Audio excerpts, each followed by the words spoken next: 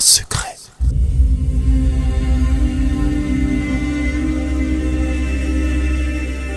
Il y a un an, ma vie s'est effondrée autour de moi. J'avais travaillé jusqu'à l'épuisement. Mon père était mort soudainement. Et mes relations affectives étaient sans dessus-dessous. J'ignorais encore que de mon grand désespoir sortirait le plus grand des cadeaux.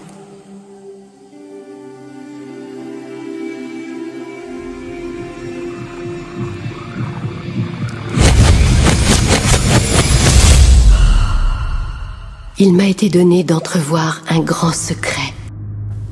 Depuis des milliers d'années, des techniques ont été maintenues secrètes, permettant ainsi à certains êtres humains de mieux percevoir et de trouver enfin leur place dans l'univers qui nous entoure.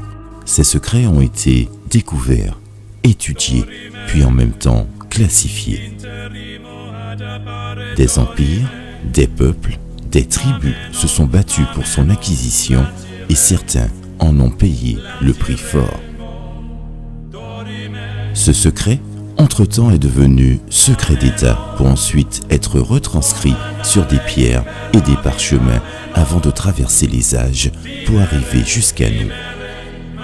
Ces secrets ont voyagé d'époque en époque, de civilisation en civilisation et ont été confiés à des scribes, des moines et des nobles qui eurent pour unique mission de les consigner et de ne jamais les révéler au public.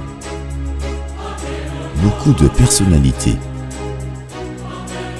de personnages historiques ayant marqué le monde de par leurs découvertes, leurs idées avancées, leur technologie et le degré élevé de leur QI étaient au courant de ces secrets et ont su les utiliser à leur avantage.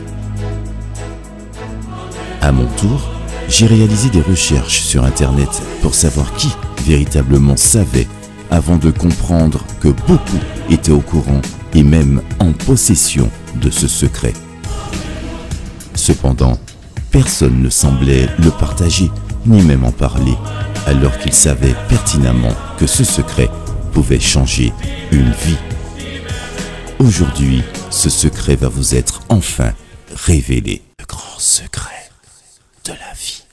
Avant de rentrer dans le vif du sujet de ce fameux secret et de vous en révéler son contenu, j'aimerais vous poser une question.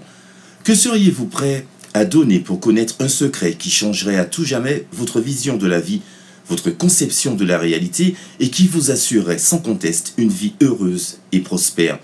Que seriez-vous prêt à faire pour le conserver? Auriez-vous la bonté de le partager ou au contraire vous l'auriez enfermé et gardé jalousement? Aujourd'hui, le moment est venu pour moi de partager avec vous ce qui a eu un impact majeur sur ma façon de penser, de concevoir le monde et qui a littéralement changé ma vie. J'ai essayé de l'expliquer à certains et à certaines, mais leur vision panoramique et restreinte de la vie ne leur permettait pas de prendre assez de recul pour comprendre l'essence même de ce secret. Aujourd'hui, j'ai l'opportunité de vous le faire découvrir et j'espère qu'il saura vous apporter joie, sérénité, prospérité et bonheur. Une nouvelle série de 3 émissions vous dévoileront ce que beaucoup ont voulu garder secret. En le découvrant, vous comprendrez mieux la véritable puissance des paroles du Christ, pourquoi certains mots ne doivent pas être prononcés et pourquoi certaines pensées ne doivent pas être cultivées. Et vous vous rendrez vite compte qu'il changera votre vision et votre approche de Dieu. Je tiens une fois de plus à signaler que cette chaîne du Retour des Enfants de la Lumière est juste une chaîne qui vous propose des moyens et des méthodes, des techniques permettant de mieux aborder le terme de la spiritualité, car en explorant tous les chemins, toutes les spiritualités et toutes les bases même de toutes les croyances dans le monde, je réalise inexorablement que tous, nous n'avons qu'un seul but et que toutes ces croyances nous amènent à la même conclusion. Dieu, l'unique et le véritable, quel que soit le nom qui lui est donné. Toutes mes recherches finissent par mettre en lumière que tout ce qui nous entoure est relié et prend sa source et son essor auprès d'un esprit spirituel et sans tache. L'apprentissage de l'être humain sur Terre commence donc par un rapprochement des voies et des routes tracées par Dieu. Notre exemple, notre source et notre Créateur. Cependant, nos actes et nos pensées doivent être désintéressés, dépourvus d'orgueil et de vanité. Peu importe le nom qu'on lui donne, son amour est grand et infini. Alors sans plus attendre, je vous conseille de vous détendre, de vous relaxer et surtout d'ouvrir votre esprit afin de bien assimiler les recettes qui vous assureront un futur radieux malgré les difficultés qui nous entourent et d'aborder un sourire qui, je vous le souhaite, vous plongera dans un bonheur incommensurable. Here we go. Sachez que ce secret vous donne ce que vous voulez. Bonheur, santé, richesse. Vous pouvez avoir, faire ou devenir ce que vous voulez. Choisissez. On peut absolument avoir tout ce qu'on veut. Les rêves les plus fous. Dans quelle maison voulez-vous vivre? Voulez-vous être millionnaire? Est-ce que ça vous plairait de démarrer une affaire? Voulez-vous plus de succès? Qu'est-ce que vous voulez vraiment? J'ai été témoin de nombreux miracles dans ma vie. Miracles financiers, miracles de guérison physique, guérison mentale et en matière de relations. Des miracles s'étaient produits parce que les gens avaient appris à appliquer le secret. C'est le grand secret de la vie.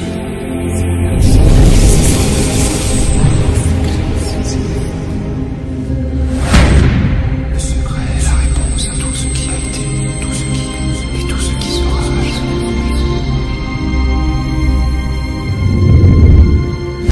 Vous devez probablement être en train de vous demander quel est ce secret.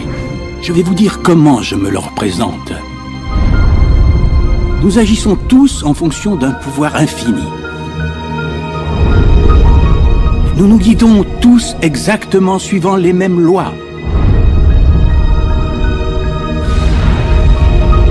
Les lois naturelles de l'univers sont si précises que nous n'avons même aucune difficulté à construire des vaisseaux spatiaux, à envoyer des hommes sur la Lune et à minuter leur alunissage avec une précision d'une fraction de seconde. Peu importe que nous soyons en Inde, que nous soyons en Australie, en Nouvelle-Zélande, à Stockholm, Londres, Toronto, Montréal ou New York, nous agissons tous en fonction d'un pouvoir, d'une loi. C'est l'attraction. Le secret, c'est la loi d'attraction. Quoi qu'il se passe dans votre vie, c'est vous qui attirez tout ce qui arrive. Et vous l'attirez par la seule force des images mentales que vous créez dans votre esprit. Tout ce à quoi vous pensez, tout ce qui se forme dans votre esprit est attiré vers vous. Les hommes les plus avisés en ont toujours eu conscience. Même du temps de la civilisation babylonienne, un petit groupe à part en était déjà pleinement conscient. Pourquoi croyez-vous que 1% de la population gagne environ 66% de tout l'argent qu'on peut gagner? Vous croyez que c'est le hasard? Il n'y a aucun hasard là-dedans. C'est que ça fonctionne comme ça. Ils comprennent quelque chose. Ils comprennent le secret. Et c'est votre tour maintenant de découvrir le secret. La manière la plus simple de me représenter la loi d'attraction, c'est d'imaginer tout mon esprit comme un aimant. Et je sais qu'un aimant a une force d'attraction. Si on veut beaucoup simplifier, la loi d'attraction dit que l'égal attire son égal. Mais là, ça se situe au niveau de la pensée. Notre boulot d'humain, c'est de nous accrocher aux choses que nous voulons, de bien garder en permanence à l'esprit ce que nous voulons. Et à partir de ça, nous commençons à invoquer une des plus grandes lois de l'univers, qui est la loi d'attraction.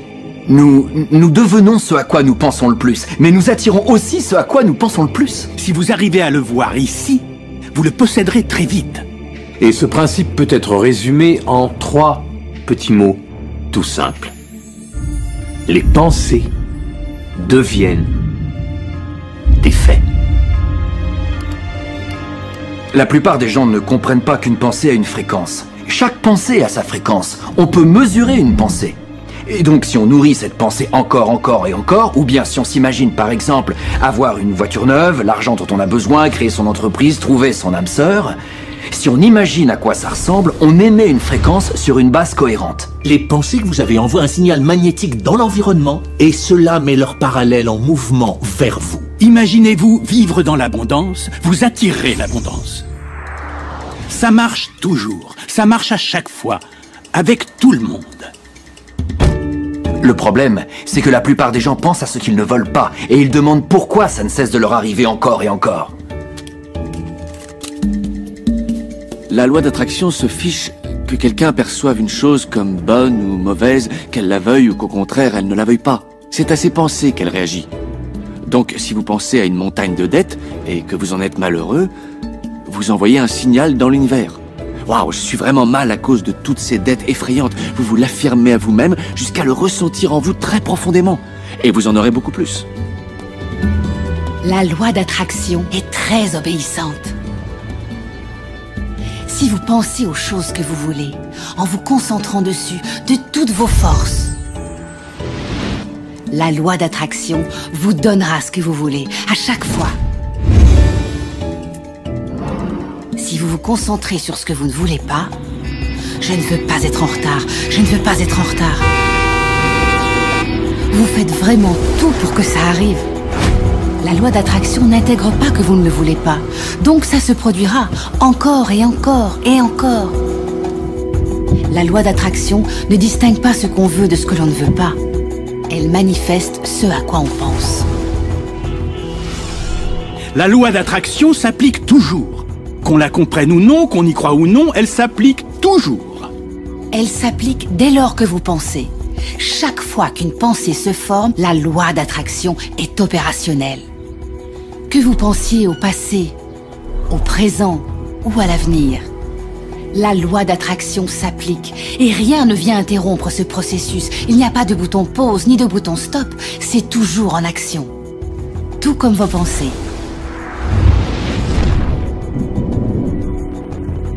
La création est en perpétuel devenir.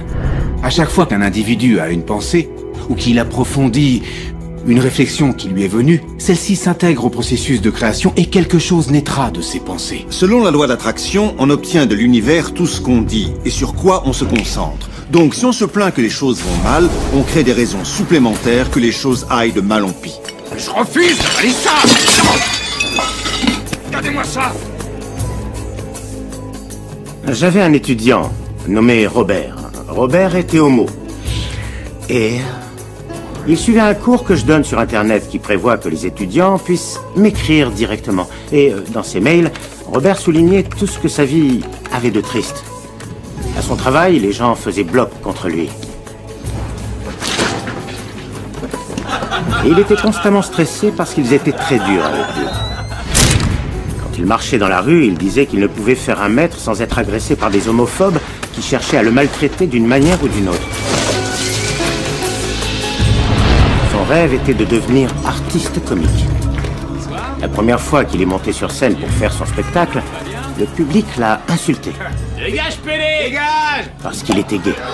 Sa vie entière n'était que malheur, misère, humiliation en tout genre. Et il était obsédé à l'idée d'être agressé parce qu'il était homosexuel. Pour résoudre son problème, il a fallu que je lui prouve qu'il ne pensait qu'à ce qu'il ne voulait pas. Je l'ai renvoyé au mail qu'il m'avait adressé. Je lui ai dit « Relisez-le, toutes ces choses que vous ne voulez pas et dont vous ne cessez de me parler. Et vous en parlez avec une passion assez peu commune. Quand on se concentre sur une chose avec tant de passion, on est sûr qu'elle se produira plus vite encore. » Alors il s'est mis à se concentrer sur ce qu'il voulait profondément. Il l'a vraiment fait. Et là, en l'espace de quelques 6 à 8 semaines, il s'est produit un véritable miracle. Tous les gens de son bureau, qui le harcelaient, ont été mutés dans d'autres services, ou ont quitté la société, ou l'ont laissé en paix. Et il s'est mis à adorer son boulot. Il a remarqué que lorsqu'il marchait dans la rue, plus personne ne l'accostait pour le harceler. Les agresseurs avaient disparu. Je suis un homme très très gai. Quand il est remonté sur scène pour jouer la comédie, il a eu droit à des ovations. Plus personne ne le chahutait. Sa vie entière a changé parce qu'il a cessé de concentrer ses pensées sur tout ce qu'il ne voulait pas, sur ce qu'il craignait ou qu'il cherchait à éviter, pour se concentrer sur les choses qu'il voulait. Si une personne est très positive dans son allure, dans ses orientations, elle attirera à elle des personnages positifs, des circonstances, des événements positifs. En revanche, si elle est négative, dans ses orientations, si elle est en colère, elle attirera de la même façon à elle des gens en colère et négatifs, et des circonstances négatives et violentes. On finit par attirer à soi ce que véhiculent les pensées prédominantes qui occupent notre conscience, qu'elles soient d'origine consciente ou d'origine inconsciente. C'est tout le problème. Si on regarde attentivement le principe du secret, le pouvoir de l'esprit, le pouvoir de nos intentions dans la vie de chaque jour, il est tout autour de nous. En réalité, il suffit d'ouvrir les yeux et de regarder. La loi d'attraction s'exerce partout. On attire tout à soi. Les gens, le travail, les événements, la santé, la richesse, les dettes, la joie, la voiture qu'on conduit, le groupe auquel on appartient, on les attire tout simplement, tel un aimant. Ce qu'on pense, on le produit. Notre vie est une manifestation physique des pensées qui circulent dans notre tête. Je ne vous parle pas de ces choses comme s'il ne s'agissait que de vœux à exaucer ou d'imagination en délire. Je parle d'une compréhension plus profonde et fondamentale. La physique quantique commence vraiment à confirmer cette découverte. Elle dit qu'il ne peut y avoir un univers sans un esprit qui y intervient, et que c'est précisément l'esprit qui donne forme à ce qui est perçu. Ce qu'on ne comprend pas ne doit pas être rejeté pour autant. Vous ne comprenez sans doute pas ce qu'est l'électricité. D'abord, personne ne sait vraiment ce qu'est l'électricité, mais on profite de ses bienfaits chaque jour. Savez-vous comment ça marche? Moi, j'ignore comment ça marche. Mais il y a une chose que je sais. C'est qu'on peut cuire le repas de quelqu'un avec l'électricité. Et que c'est aussi une peine de mort.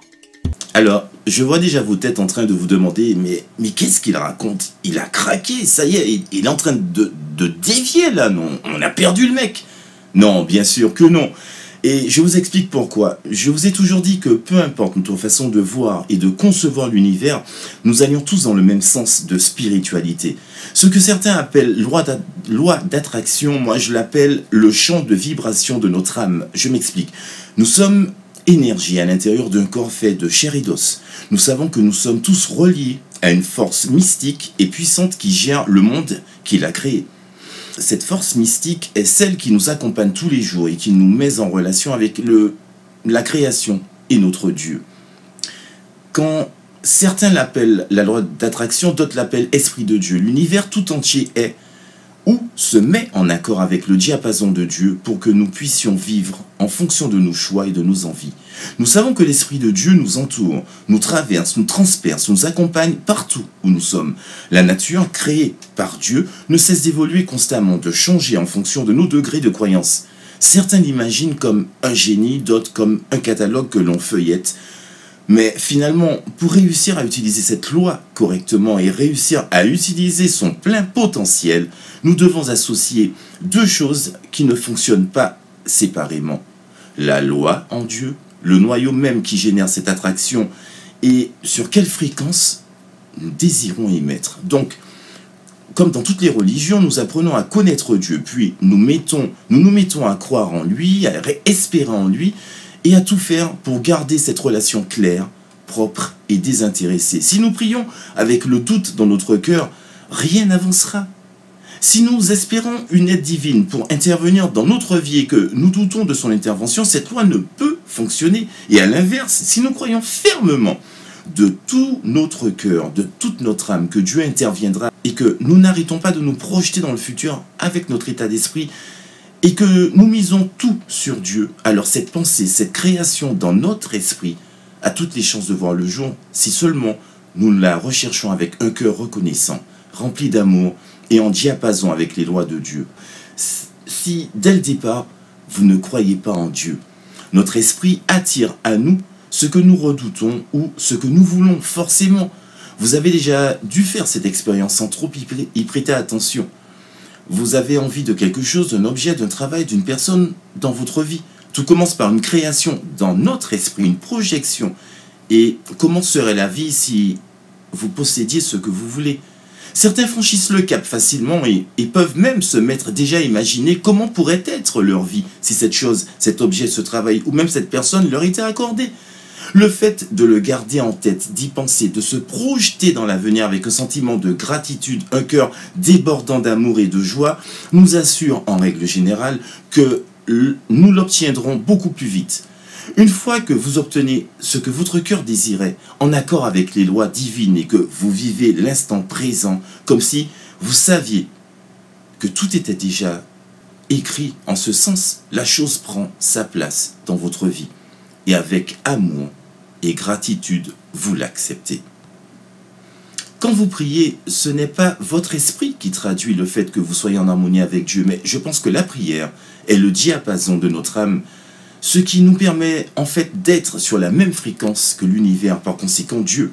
Réussir à obtenir ce que nous désirons au plus profond de nous est donc assez simple à faire, mais garder la foi et continuer à vivre en l'incluant déjà à notre vie sans forcément l'avoir déjà est un enjeu capital.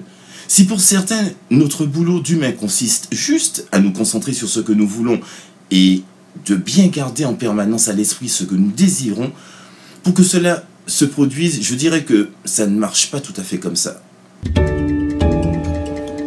Souvent, quand ils commencent à comprendre le grand secret, les gens se mettent à avoir peur. Peur de toutes les pensées négatives qu'ils ont. Il y a deux choses qu'il faut savoir. La première, c'est qu'il est prouvé de façon scientifique qu'une pensée à valeur positive est des centaines de fois plus puissante qu'une pensée négative. Voilà qui enlève déjà quelques inquiétudes. La seconde chose, c'est que grâce à Dieu, tout prend du temps. Toutes les pensées ne se concrétisent pas instantanément. Sinon, on aurait des problèmes. Ce délai est un atout. Il vous laisse le temps de reconsidérer ce que vous voulez vraiment et peut-être de mieux choisir. Vous devez donc devenir attentif à vos pensées et vous devez choisir vos pensées très soigneusement et prendre plaisir à faire ça. Parce que vous êtes le matériau de votre chef-d'œuvre. Vous êtes le Michel-Ange de votre propre vie. Le David que vous sculptez, c'est vous. Et vous le sculptez avec vos pensées. Les leaders du passé qui connaissaient le secret voulaient garder le pouvoir sans le partager. Aussi, ils maintenaient les gens dans l'ignorance du secret. Les gens allaient travailler, faisaient leur boulot, rentraient chez eux. Ils avançaient sans avancer, privés de tout pouvoir parce que le secret était jalousement gardé par quelques-uns. Nous vivons dans un univers régi par des lois. Comme pour la loi de la gravité, si vous tombez d'un balcon, que vous soyez quelqu'un de bien ou de pas bien, vous vous écraserez. Toutes les choses, tout ce qui vous entoure aujourd'hui dans votre vie, y compris les choses dont vous vous plaignez, vous les avez attirées. Il est clair que, de prime abord, c'est quelque chose qui n'est pas très agréable à entendre. Vous allez me répondre, je n'ai pas attiré l'accident de voiture, je n'ai pas particulièrement attiré ce client-là, je n'ai pas particulièrement attiré cette dette, je n'ai pas attiré tous ces ennuis qui me donnent matière à me plaindre. Vous me pardonnerez, mais je dois vous le dire en face. Je dois vous dire, si, vous les avez attirés. Il est très difficile d'intégrer ce genre de concept révolutionnaire. Mais une fois qu'on l'a accepté, c'est notre vie qui en est transformée. Ça fait partie des composantes globales du grand secret. L'attraction marche souvent par défaut. Nous pensons que nous n'avons aucun contrôle sur rien. Nos pensées, nos sentiments sont en pilotage automatique. Et donc, tout ce qui nous arrive par défaut. J'imagine que certaines personnes, en entendant cela, vont s'empresser de dire « Quoi, je vais devoir maîtriser mes pensées? Ça va être un sacré boulot !» Ça, c'est l'impression qu'on a au début. Mais c'est là que ça devient marrant. Il est impossible de maîtriser toutes les pensées que nous avons. Les chercheurs disent que nous avons 60 000 pensées par jour. Imaginez notre épuisement si nous essayions de les contrôler toutes. Heureusement, il y a une solution plus facile. Nos sentiments. Nos sentiments nous permettent de savoir à quoi nous pensons. Ainsi, vos pensées provoquent vos sentiments. Les émotions sont cet incroyable don qui nous permet de savoir à quoi nous pensons. Prenez vos sentiments. Vous en avez de bons et de mauvais.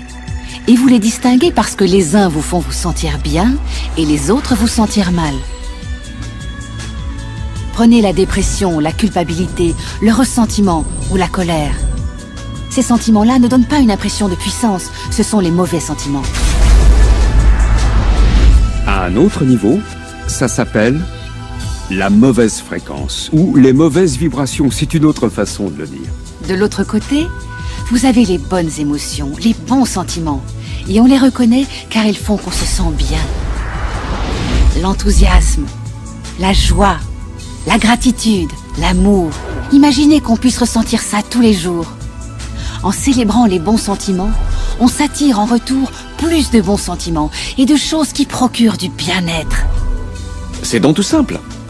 Pour savoir ce qu'on attire, il n'y a qu'une question. Ça va comment? Ça va bien. Parfait, alors continuez comme ça. En fait, nos sentiments sont un rétromécanisme qui nous sert à savoir si nous sommes sur la bonne voie ou pas, si nous avançons ou faisons fausse route. En vous sentant bien, vous créez un avenir qui est sur la voie de ce que vous désirez. En vous sentant mal, vous créez un avenir qui s'écarte de vos désirs. La loi d'attraction s'applique à chaque seconde de votre journée. Tout ce à quoi on pense, tout ce qu'on ressent crée notre avenir. Vos inquiétudes, vos peurs, vont vous apporter plus d'inquiétude et de peur au cours de la journée.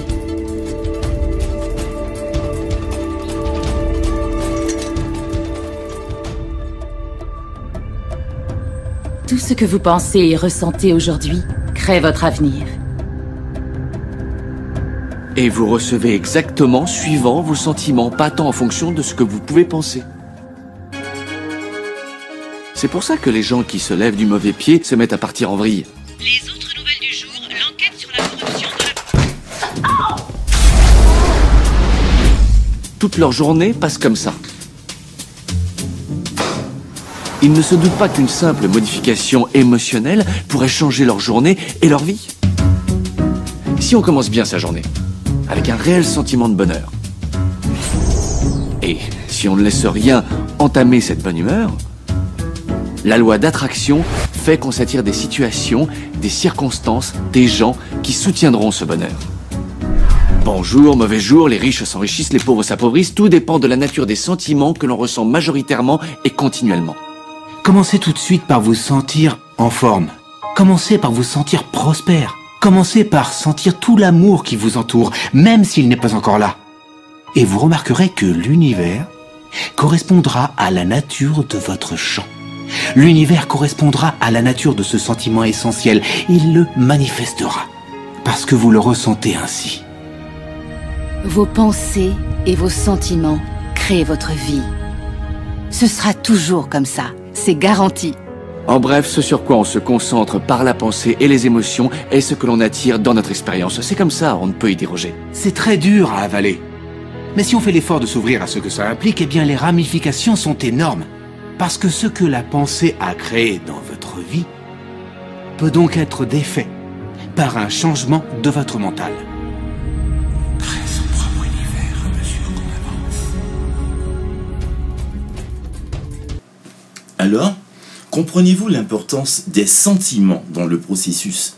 Ces sentiments sont ceux que Dieu lui-même nous demande d'avoir afin de connaître le bonheur, la félicité et l'amour. Et si finalement vivre dans les pas et dans les préceptes du Christ étaient les bases mêmes de ce que certains appellent la loi d'attraction? Si ce n'était que la phase suivante de la Bible, après avoir accepté Dieu dans son cœur, notre vision et notre vie deviennent plus simples, plus légères, car nous sommes en accord avec sa résonance, et cela se traduit par ses bénédictions pour nous en retour. Vous ne trouvez pas qu'il y a une ressemblance avec les paroles de Dieu? Soyez-vous, vivez heureux, profitez de la vie sereinement et sainement. Dans ce cas, nos pensées s'élèveront au niveau de notre Créateur, et lui seul pourra nous permettre d'avancer sereinement dans ce monde de brutalité.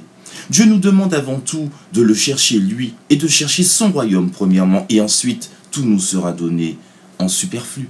Donc, avant de nous lancer dans la conception de souhaits, de désirs, de ce que nous voulons, vraiment, tâchons de trouver Dieu, de le mettre sur son piédestal et dans notre cœur. Et à ce moment, cette technique fonctionnera à tous les coups. Nous devenons ce que nous pensons le plus. Et nous devons d'abord penser à Dieu, à ses paroles, à nous nourrir de son amour, de son énergie, avant de commencer à demander ce que nous désirons. Cependant, il est vrai que projeter dès le réveil de mauvaises idées, des soucis, des contrariétés, de l'énervement, nous apporterons à coup sûr ce même scénario toute la journée. Tous sans exception, nous attirons ce à quoi nous pensons. Pensez constamment que nous sommes faibles, nous le deviendrons inexorablement, et son contraire est vrai aussi. Pensez que nous sommes sauvés par le sacrifice de Jésus-Christ sur la croix, et nous le serons indubitablement. Notre seul travail en définitive est celui d'apprécier le chef-d'œuvre de la création, y vivre, profiter d'elle afin de louer Dieu pour la bonté de ses œuvres et d'être reconnaissant d'être en vie. Même si tout autour de nous, nous constatons que tout s'effondre. Un homme sage a dit un jour, l'homme ne peut et ne pourra plus un jour s'enrichir sur ce que Dieu lui a donné, car nous n'avons pas eu besoin de payer une taxe à Dieu pour exister dans le monde, mais désormais, nous devons payer les hommes quand nous finissons par le quitter. Cet homme sage, c'est moi. Tout cela pour dire que notre âme, notre cœur, notre karma seront imprégnés par l'Esprit de Dieu et nous serons en mesure de changer notre vie, notre futur, si nous acceptons cela.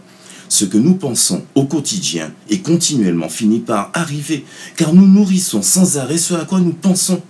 Arrêtons donc de penser à ce que nous ne voulons pas, mais plutôt uniquement à ce que nous désirons réellement. Nous voici au terme de cette première partie du Grand Secret. J'espère avoir répondu à certaines questions que vous vous posiez. Je vous exhorte, mes amis, à entretenir, à développer et à améliorer nos sentiments, car sans eux, nous nous éloignons de Dieu, de ses préceptes. Je vous remercie de m'avoir suivi. Une pensée pour ceux qui m'encouragent. N'hésitez pas à vous abonner, à liker, à laisser des commentaires. Et je vous donne rendez-vous donc la semaine prochaine pour la suite de notre émission. Bonne journée et bonne semaine à vous. Portez-vous bien. Ciao, ciao. Nous marchons au nom de l'Éternel notre Dieu, proclamant la bonne nouvelle du salut. Nous marchons au nom de l'Éternel notre Dieu, proclamant la bonne nouvelle du salut.